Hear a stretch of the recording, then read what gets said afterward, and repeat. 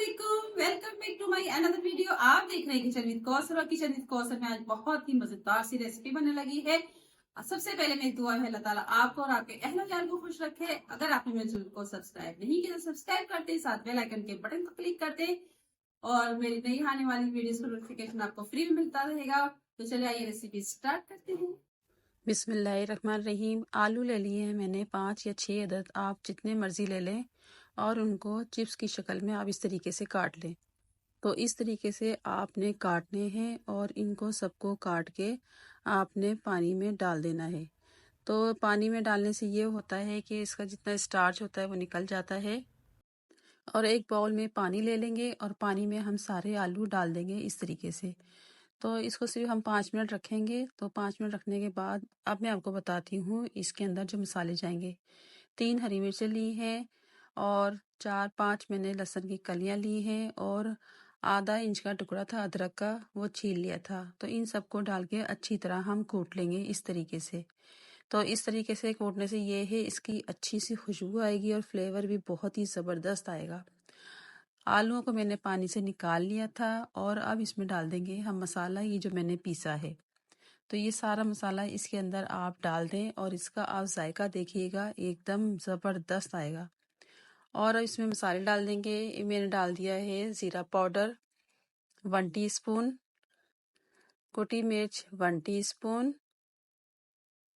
नमक जाएगा half tea spoon या 1 टीस्पून कर लें, जैसा आपको पसंद हो। नमक मिर्च आप अपनी मर्जी से रखें। हल्दी हाफ टी स्पून।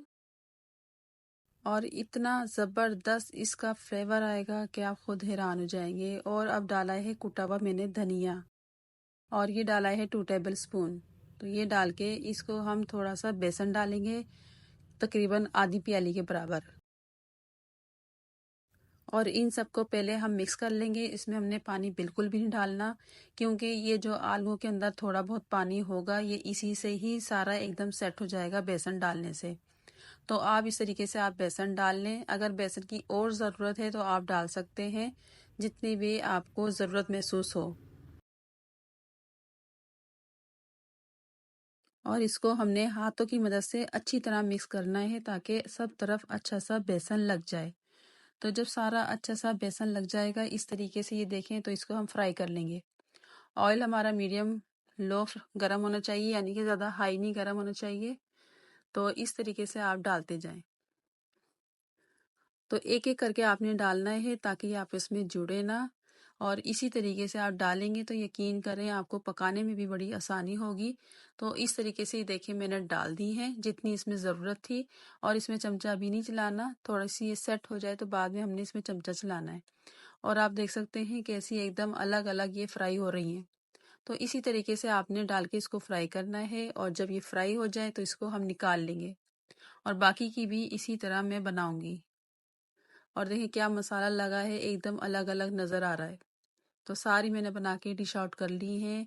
और आपने बिल्कुल इसी तरह बच्चों को बना के देनी है और बच्चों ने खूब इंजॉय करना है। और ये बच्चों ने बार बार फरमाइश करके आपसे यही बनवानी है, बल्कि बड़े भी बहुत शौक से खाएंगे।